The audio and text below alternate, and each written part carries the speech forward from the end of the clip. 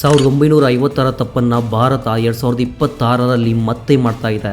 ಯಾಕಂದ್ರೆ 1950ರಲ್ಲಿ ಭಾರತವು UN ಅನ್ನ ಅಂದ್ರೆ ಯುನೈಟೆಡ್ ನೇಷನ್ಸ್ ಅನ್ನ ಗಂಭೀರವಾಗಿ ಪರಿಗಣಿಸಲಿಲ್ಲ. ಅದರ ಫಲಿತಾಂಶವೇನೆಂದ್ರೆ ಭಾರತಕ್ಕೆ UN ಸೆಕ್ಯೂರಿಟಿ ಕೌನ್ಸಿಲ್ ಅಲ್ಲಿ ಸ್ಥಾನವೂ ಸಿಗ್ಲಿಲ್ಲ ಹಾಗೂ ವಿಟೋದ ಅಧಿಕಾರವೂ ಸಿಗ್ಲಿಲ್ಲ. ಅದು ಯಾರಿಗೆ ಸಿಕ್ತು ಗೊತ್ತಾ? ನಮ್ಮ ಪ್ರತಿಸ್ಪರ್ಧಿ ಚೀನಾಗೆ. ಅದೇ ರೀತಿ ಸರಿಯಾಗಿ ಹೇಳೋದಾದ್ರೆ ಇತ್ತೀಚಿನ ಸಮಯದಲ್ಲಿ 2026ರಲ್ಲಿ ಬೋರ್ಡ್ ಆಫ್ ಪೀಸ್ ರಚನೆ ಆಗ್ತಿದೆ. ಭಾರತ ಇದನ್ನ ಗಂಭೀರವಾಗಿ ತೆಗೆದುಕೊಳ್ತಾ ಇಲ್ಲ. ಇದರ ಪರಿಣಾಮವನ್ನ ಭವಿಷ್ಯದಲ್ಲಿ ಭಾರತ ಎದುರಿಸಬೇಕಾಗಬಹುದು ಎಂದು ಭಾರತದ ಅನೇಕ ತಜ್ಞರು ಮತ್ತು ವಿದೇಶಾಂಗ ನೀತಿ ಪಂಡಿತರು ಹೇಳ್ತಿದ್ದಾರೆ. ಇದರ ಹಿಂದಿನ ತರ್ಕಗಳು ನಿಮ್ಮನ್ನ ಯೋಚಿಸುವಂತೆ ಮಾಡ್ತವೆ. ಇದನ್ನ ನಾನು ಯಾಕೆ ಹೇಳ್ತಾ ಇದ್ದೀನಿ ಅಂದ್ರೆ ಬನ್ನಿ ನಿಮ್ಗೆ ವಿವರವಾಗಿ ತಿಳಿಸ್ತೀನಿ. ಅದಕ್ಕೂ ಮೊದಲು ಒಂದು ಚಿಕ್ಕ ರಿಕ್ವೆಸ್ಟ್, ನೀವಿನ್ನೂ ವಿಡಿಯೋಗೆ ಲೈಕ್ ಮಾಡಿಲ್ಲ ಅಂದ್ರೆ ಈಗಲೇ ಲೈಕ್ ಮಾಡಿ ಹಾಗೂ ಕಾಮೆಂಟ್ ಸೆಕ್ಷನ್ ಅಲ್ಲಿ ಜೈ ಹಿಂದ್ ಅಂತ ಕಾಮೆಂಟ್ ಮಾಡಿ. ನೋಡಿ, UN ನ ಸ್ಥಾಪನೆ 1945ರಲ್ಲಿ ಆದರೂ ಅದರ ಬೀಜ ಮಾತ್ರ 1919ರ ಸುಮಾರಿಗೆ ಬಿತ್ತು. ಮೊದಲನೇ ವಿಶ್ವ ಯುದ್ಧ ಮುಗಿದ ನಂತರ ಆಗ ಅಮೆರಿಕದ ಅಧ್ಯಕ್ಷ ವುಡ್ರೋ ವಿಲ್ಸನ್ ಅವರು ಆಲ್ಮೋಸ್ಟ್ ಡೊನಾಲ್ಡ್ ಟ್ರಂಪ್ ನಂತಹ ವ್ಯಕ್ತಿತ್ವದವರು ತಮ್ಮ ಒಂದು ದೊಡ್ಡ ಲೆಗಸಿ ರಚಿಸಲು ಬಯಸಿದ್ರು. ಅದಕ್ಕಾಗಿ ಮೊದಲು ವಿಶ್ವ ಯುದ್ಧ ಮುಗಿದ ಕೂಡಲೇ ಲೀಗ್ ಆಫ್ ನೇಷನ್ಸ್ ಅನ್ನು ಸ್ಥಾಪಿಸಿದ್ರು. ಇದು UN ನಂತೆಯೇ ಇತ್ತು. ಜಗತ್ತಿನ ಅನೇಕ ದೇಶಗಳು ಇದರಲ್ಲಿ ಸದಸ್ಯರಾಗಿದ್ವು ಹಾಗೂ ಇದರ ಉದ್ದೇಶ ಯುದ್ಧಗಳನ್ನ ಮಾತುಕತೆಯ ಮೂಲಕ ಪರಿಹರಿಸುವುದು. ಆದ್ರೆ ಎರಡನೇ ವಿಶ್ವ ಯುದ್ಧ ಶುರುವಾದೊಡನೆ ಲೀಗ್ ಆಫ್ ನೇಷನ್ಸ್ ಕೂಡ ಕೊನೆಗೊಂಡಿತು ಹಾಗೂ ಅದರ ಉದ್ದೇಶ ಕೂಡ ಕೊನೆಯಾಯಿತು. ಆದ್ರೆ 1945ರಲ್ಲಿ ಎರಡನೇ ವಿಶ್ವ ಯುದ್ಧ ಮುಗಿದ ನಂತರ ಅಮೆರಿಕವು ಮತ್ತೊಂದು ಸಂಸ್ಥೆಯನ್ನ ರಚಿಸಿತು. ಅದು ಸೇಮ್ ಲೀಗ್ ಆಫ್ ನೇಷನ್ಸ್ ತರಾನೇ ಇತ್ತು, ಅದೇ ಯುನೈಟೆಡ್ ನೇಷನ್ಸ್. ಇದು ಲೀಗ್ ಆಫ್ ನೇಷನ್ಸ್ ನ ಹೊಸ ಆವೃತ್ತಿಯಂತೆ. ಆದ್ರೆ ಇದನ್ನ ಕೇಳಿ ಶಾಕ್ ಆಗ್ತೀರಾ, ಯಾಕಂದ್ರೆ ಆ ಸಮಯದಲ್ಲಿ ಹೆಚ್ಚಿನ ದೇಶಗಳು ಇದನ್ನ ಗಂಭೀರವಾಗಿ ತೆಗೆದುಕೊಂಡಿರಲಿಲ್ಲ. ಎಲ್ಲರಿಗೂ ಇದು ಕೂಡ 5-10 ವರ್ಷಗಳಷ್ಟೇ ಇರಬಹುದು, ಅಮೆರಿಕದ ಪ್ರಚಾರ ಮಾತ್ರ ಎಂದು ತೋರ್ತು. ಆದರೆ ಭವಿಷ್ಯದಲ್ಲಿ ಅಮೆರಿಕ ಮತ್ತು ಸೋವಿಯತ್ ಯೂನಿಯನ್ ನಡುವೆ ಮೂರನೇ ವಿಶ್ವ ಯುದ್ಧ ಆದ್ರೆ ಇದು ಕೊನೆಗೊಳ್ಳುತ್ತದೆ ಎಂದು ಭಾವಿಸಲಾಗಿತ್ತು. ಅದಕ್ಕಾಗಿ ಭಾರತದಂತಹ ದೇಶಗಳು ಸ್ವತಂತ್ರ ಬಂದಾಗ UN ಅನ್ನ ಗಂಭೀರವಾಗಿ ತೆಗೆದುಕೊಂಡಿರಲಿಲ್ಲ. ನಮಗೆ ಸಿಗ್ತಾ ಇದ್ದ ಸ್ಥಾನವನ್ನ ನಾವು ಗೌರವಿಸಲಿಲ್ಲ, ಅದರ ಲಾಭ ಕೂಡ ಪಡೆಯಲಿಲ್ಲ. ಫಲಿತಾಂಶ ಏನಾಯ್ತು ಅಂದ್ರೆ UN ಗೆ ಸದಸ್ಯರಾದೆವು, ಆದ್ರೆ ಸೆಕ್ಯೂರಿಟಿ ಕೌನ್ಸಿಲ್ ನ ಸ್ಥಾನ ಮತ್ತು ವಿಟೋ ಪವರ್ ಭಾರತಕ್ಕೆ ಸಿಗಬೇಕಾಗಿತ್ತು. ಆದ್ರೆ ಅದು ಚೀನಾಗೆ ಸಿಕ್ತು. ಅದು ಒಂದು ಕಮ್ಯುನಿಸ್ಟ್ ದೇಶ. ಇದರ ಜೊತೆಗೆ ಭಾರತದ ವಿಟೋ ಪವರ್ ಕೂಡ ಕೈ ಜಾರಿ ಹೋಯಿತು ಹಾಗೂ ಸೆಕ್ಯೂರಿಟಿ ಕೌನ್ಸಿಲ್ ಅಲ್ಲಿ ಪರ್ಮನೆಂಟ್ ಸೀಟ್ ಕೂಡ ಸಿಗಲಿಲ್ಲ. UN ನಿಧಾನಕ್ಕೆ ಹಳೆಯದಾಗುತ್ತಾ ಹೋದಂತೆ ಇದರ ಶಕ್ತಿ ಕೂಡ ಹೆಚ್ಚಾಗುತ್ತಾ ಹೋಯಿತು.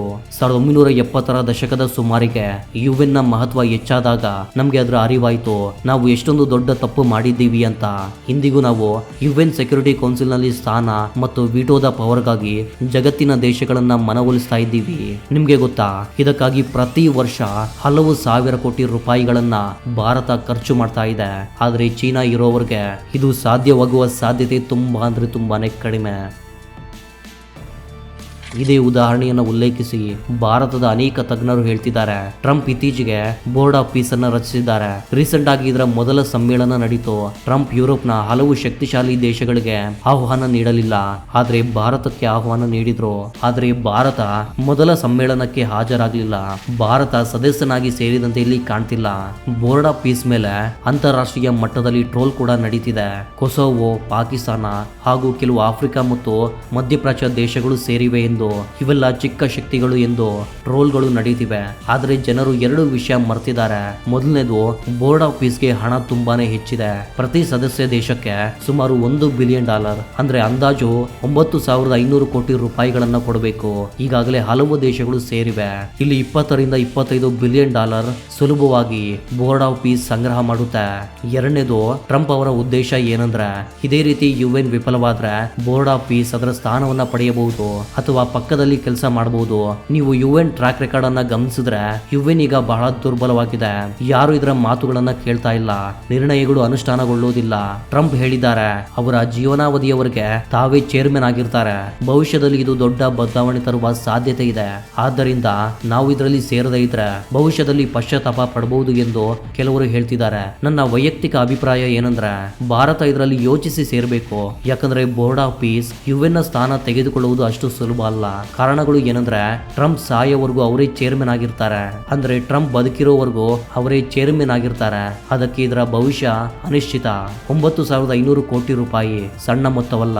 ಟ್ರಂಪ್ ರಂತಹ ವ್ಯಕ್ತಿಯ ಕೈಯಲ್ಲಿ ಕೊಟ್ಟರೆ ನಾಳೆ ಇದೆಲ್ಲ ಮುಗೀತು ಎಂದ್ರೆ ನಾವು ಏನ್ ಮಾಡೋಕ್ಕಾಗುತ್ತೆ? ನಮ್ಮ ತೆರಿಗೆದಾರರ ಹಣ ವ್ಯರ್ಥವಾಗುತ್ತೆ ಅಷ್ಟೇ. ಒಂದು ವೇಳೆ ಇದು ಅಮೆರಿಕನ್ ಕಾಂಗ್ರೆಸ್ ಅಥವಾ ದೊಡ್ಡ ದೇಶಗಳಿಂದ ಬಂದಿದ್ರೆ ಸರಿ, ಆದ್ರೆ ಈಗಿನ ರೂಪದಲ್ಲಿ ಸರಿ ಇಲ್ಲ. ಆದರೂ ಭಾರತ ಇದರಲ್ಲಿ ಸೇರಬೇಕಾದ್ರೆ ಒಂದು ವಿಷಯಕ್ಕಾಗಿ ಕಾಯಬೇಕು. ಪ್ರಸ್ತುತ ಬೋರ್ಡ್ ಆಫ್ ಪೀಸ್ ಗಾಜಾದ ಸುತ್ತಮುತ್ತ ತಿರುಗ್ತಾ ಇದೆ. ಭವಿಷ್ಯದಲ್ಲಿ ಬೇರೆ ಸಂಘರ್ಷಗಳಲ್ಲಿ ಇದು ಹಸ್ತಕ್ಷೇಪ ಮಾಡಿದ್ರೆ ಅದರ ಮಹತ್ವ ಹೆಚ್ಚಾಗುತ್ತೆ. ಆಗ ಸೇರಿಕೊಳ್ಳುವ ಬಗ್ಗೆ ನಾವು ಯೋಚಿಸಬಹುದು. ಪ್ರಸ್ತುತ ಸರ್ಕಾರದ ನಿಲುವು ಸರಿಯಾಗಿದೆ, ದೂರವಿರುವುದೇ ಒಳ್ಳೆಯದು. ಟ್ರಂಪ್ ರಂತಹ ವ್ಯಕ್ತಿಗೆ ದೊಡ್ಡ ಮಟ್ಟದ ಹಣ ಕೊಡುವುದು ಸರಿಯಲ್ಲ. ನಿಮ್ಮ ವೈಯಕ್ತಿಕ ಅಭಿಪ್ರಾಯ ಏನು? ಈ ಬೋರ್ಡ್ ಆಫ್ ಪೀಸ್ ವಿಷಯದಲ್ಲಿ ನಿಮ್ಮ ವಿಶ್ಲೇಷಣೆ ಏನು ಅಂತ ಕಾಮೆಂಟ್ ಬಾಕ್ಸ್ ಅಲ್ಲಿ ಬರೆದು ತಿಳಿಸಿ. ನಿಮ್ಮ ನಿಜವಾದ ಅಭಿಪ್ರಾಯವನ್ನ ನೀಡಿ. ಪಾಕಿಸ್ತಾನದ ಸೇನೆಯು ಇತ್ತೀಚೆಗೆ ಟ್ರಂಪ್ ಅವರ ಬೋರ್ಡ್ ಆಫ್ ಪೀಸ್ ಅಲ್ಲಿ ಒಂದು ದಾಖಲೆಯಲ್ಲಿ ಸಹಿ ಮಾಡಿದೆ. ಇದರಲ್ಲಿ ಅವರು ಒಪ್ಪಿಕೊಂಡಿದ್ದಾರೆ, ಪಾಕಿಸ್ತಾನದ ಸೇನೆ ಮತ್ತು ಸೈನಿಕರು ಗಾಜಾದಲ್ಲಿ ಶಾಂತಿಯ ಯೋಜನೆಯ ಅಡಿಯಲ್ಲಿ ನಿಯೋಜಿಸಲ್ಪಟ್ಟಾಗ ಇಸ್ರೇಲಿ ಸೇನೆಯೊಂದಿಗೆ ಕ್ಲೋಸ್ ಕನ್ಸಲ್ಟೇಷನ್ ನಲ್ಲಿ ಇರ್ತಾರೆ ಮತ್ತು ಇಸ್ರೇಲಿ ಸೇನೆಗೆ ಸಹಕಾರ ನೀಡ್ತಾರೆ. ಸರಳ ಭಾಷೆಯಲ್ಲಿ ವಿವರಿಸುವುದಾದ್ರೆ ಈ ದಾಖಲೆಯ ಪ್ರಕಾರ ಪಾಕಿಸ್ತಾನದ ಸೇನೆ ಈ ಮಾತನ್ನ ಒಪ್ಪಿಕೊಂಡಿದೆ. ಟ್ರಂಪ್ ಗಾಜಾದಲ್ಲಿ ವಿವಿಧ ದೇಶಗಳ ಸೈನ್ಯವನ್ನ ನಿಯೋಜಿಸುವ ಶಾಂತಿ ಯೋಜನೆಯಲ್ಲಿ ಪಾಕಿಸ್ತಾನಿ ಸೇನೆಯು ಅತಿ ದೊಡ್ಡ ಪಾಲು ಹೊಂದಿರುತ್ತೆ.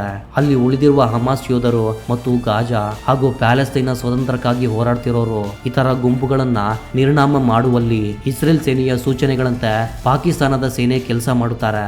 ಅಂದ್ರೆ ಇಸ್ರೇಲಿ ಸೇನೆ ಆದೇಶ ನೀಡುತ್ತೆ ಮತ್ತು ಪಾಕಿಸ್ತಾನದ ಸೇನೆ ಅದನ್ನ ಚಾಚು ತಪ್ಪದೆ ಪಾಲಿಸುತ್ತೆ. ಗಾಜಾಗೆ ತಲುಪಿದ ನಂತರ ನಡೆಯುತ್ತೆ ಇದೆಲ್ಲ. ಇದರಿಂದ ಪಾಕಿಸ್ತಾನವು ಇಸ್ರೇಲ್ ಅನ್ನ ಪರೋಕ್ಷವಾಗಿ ಮಾನ್ಯ ಮಾಡಿದ್ದಲ್ಲದೆ ನೇತನ್ಯದ ಆದೇಶಗಳನ್ನ ಪಾಲಿಸಲು ಒಪ್ಪಿಕೊಂಡಿದೆ ಎಂದು ಅರ್ಥ. ಈ ದಾಖಲೆ ಬಹಿರಂಗವಾದ ತಕ್ಷಣವೇ ಕಳೆದ ರಾತ್ರಿ ಪಾಕಿಸ್ತಾನದಲ್ಲಿ ಗಾಬರಿ ಮತ್ತು ಆತಂಕ ಮೂಡಿತು. ಪಾಕಿಸ್ತಾನದ ಸೇನೆಯು ತುರ್ತಾಗಿ ಎಲ್ಲಾ ಸುದ್ದಿ ಜಾಲಗಳಿಂದ ಈ ದಾಖಲೆಯನ್ನ ತೆಗೆಸಿತು.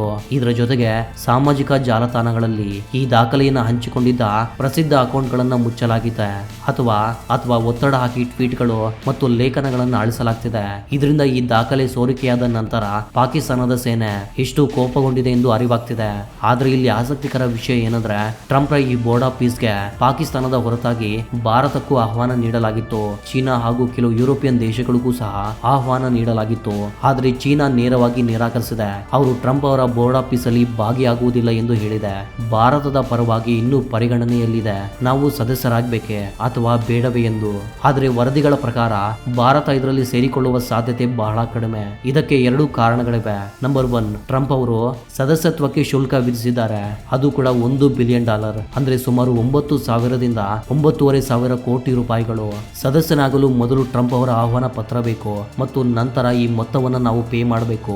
ನಂಬರ್ 2, ಪಾಕಿಸ್ತಾನವು ಇದರ ಸದಸ್ಯ ದೇಶವಾಗಿದೆ ಮತ್ತು ಗಾಜಾದಲ್ಲಿ ಸೈನ್ಯವನ್ನು ಕಳುಹಿಸಿ ಪ್ರಮುಖ ಪಾತ್ರವನ್ನು ವಹಿಸ್ತಾ ಇದೆ. ಇದರಿಂದಾಗಿ ಭಾರತ ಇದರಿಂದ ದೂರವಿರಬಹುದು. ಆದ್ರೆ ಅಧಿಕೃತವಾಗಿ ಭಾರತದ ಹೇಳಿಕೆ 1-1.5 ವಾರದಲ್ಲಿ ಬರಲಿದೆ. ಅದರ ನಂತರ ದೃಢೀಕರಣ ಸಿಗುತ್ತದೆ. ಪ್ರಸ್ತುತ ಭಾರತದ ನಿಲುವು ಇದರಿಂದ ತುಂಬಾನೇ ದೂರ ಇರುತ್ತೆ. ಪಾಕಿಸ್ತಾನದ ಬಗ್ಗೆ ಹೇಳುವುದಾದ್ರೆ ಅವರು ಈಗಾಗಲೇ ಸದಸ್ಯ ದೇಶವಾಗಿದ್ದಾರೆ. ಮುಂದಿನ ವಾರಗಳು ಅಥವಾ ತಿಂಗಳುಗಳಲ್ಲಿ ಮತ್ತೊಂದು ದೊಡ್ಡ ಘಟನೆ ನಡೆಯಬಹುದು. ಇಸ್ರೇಲ್ ಅನ್ನ ಅಧಿಕೃತವಾಗಿ ಮಾನ್ಯ ಮಾಡಬಹುದು. ಏಕೆಂದರೆ ಈ ದಾಖಲೆಯನ್ನ ಸಹಿ ಮಾಡುವ ಮೂಲಕ ಅವರು ಇಸ್ರೇಲ್ನ ಅಸ್ತಿತ್ವವನ್ನ ಒಪ್ಪಿಕೊಂಡಿದ್ದಾರೆ. ಇದೀಗ ಕೇವಲ 2 ದೇಶಗಳಲ್ಲಿ ಎಂಬಸಿ ತೆರಿಬೇಕು ಅಷ್ಟೇ. ಪರಸ್ಪರ ಮಾನ್ಯ ನೀಡಿದಂತಾಯ್ತು. ಪಾಕಿಸ್ತಾನದ ಜನರು ಇದಕ್ಕೆ ಒಪ್ಪದಿದ್ದರೂ ಸಹ ಅವರು ಒಪ್ಪಿಕೊಳ್ಳಲೇಬೇಕಾಗುತ್ತೆ. ಅವರ ದೇಶದಲ್ಲಿ ತಮ್ಮದೇ ಆಡಳಿತವಿಲ್ಲ. ಪಾಕಿಸ್ತಾನದ ಸೇನೆಯದ್ದೇ ಆಡಳಿತ. ಸೇನೆಗೆ ಡಾಲರ್ ಸಿಕ್ಕರೆ ಸಾಕು, ಇಸ್ರೇಲ್ನ ಮುಂದೆ ಬಾಲವನ್ನು ಸಹ ಅಲ್ಲಾಡಿಸಲು ಹಿಂಜರಿಯೋದಿಲ್ಲ. ಆದ್ರೆ ಒಂದು ಸತ್ಯವನ್ನ ನಾವೆಲ್ಲರೂ ಒಪ್ಪಿಕೊಳ್ಳಲೇಬೇಕು. ಈಗ ಸಮಯ ಬಂದಿದೆ. ಭಾರತವು ತನ್ನ ವಿದೇಶಾಂಗ ನೀತಿಯನ್ನ ರೀಕ್ಯಾಲಿಬ್ರೇಟ್ ಮಾಡಲೇಬೇಕು. ಯಾಕಂದ್ರೆ ನಮ್ಮ ವಿದೇಶಾಂಗ ನೀತಿ ಎಲ್ಲೋ ಒಂದ್ ಕಡೆ ಹಿಂದೆ ಉಳ್ಕೊಂಡಿದೆ ಅಂತ ಅನ್ಸುತ್ತೆ. ಅದಕ್ಕಾಗಿ ವಿದೇಶಾಂಗ ಸಚಿವಾಲಯದಲ್ಲಿ ಹೊಸ ಆಕ್ರಮಣಕಾರಿ ಮುಖಗಳನ್ನ ತರುವ ಸಮಯ ಬಂದಿದೆ. ಪಾಕಿಸ್ತಾನಕ್ಕೆ ಸರಿಯಾದ ಜವಾಬು ನೀಡಬಲ್ಲದು. ಕಳೆದ 1 ವರ್ಷದಲ್ಲಿ ನಮ್ಮ ವಿದೇಶಾಂಗ ನೀತಿಯನ್ನ ಕೆಟ್ಟದೆಂದು ನಾವು ಹೇಳಲಾಗದು, ಆದ್ರೆ ಒಳ್ಳೆಯದೊಂದು ಸಹ ನಾವು ಹೇಳಲಾಗದು. ಕಳೆದ ಹಲವು ವರ್ಷಗಳಲ್ಲಿ ಕಳೆದ ವರ್ಷ ವಿದೇಶಾಂಗ ನೀತಿಗೆ ಅತ್ಯಂತ ಕೆಟ್ಟದಾಗಿತ್ತು. ಅದಕ್ಕಾಗಿ ಕಠಿಣ ಬದಲಾವಣೆಗಳ ಅಗತ್ಯವಿದೆ. ಈ ವಿಷಯದ ಮೇಲೆ ನಿಮ್ಮ ಅಭಿಪ್ರಾಯವೇನು ಅಂತ ಕಾಮೆಂಟ್ ಬಾಕ್ಸ್ ಅಲ್ಲಿ ತಿಳಿಸಿ. ಇದೇ ರೀತಿಯ ಮತ್ತೊಂದು ಇಂಟ್ರೆಸ್ಟಿಂಗ್ ಆದ ವಿಡಿಯೋದ ಜೊತೆಗೆ ಮತ್ತೆ ಸಿಗ್ತೀನಿ. ಅಲ್ಲಿವರೆಗೂ ಜೈ ಹಿಂದ್, ಜೈ ಕರ್ನಾಟಕ.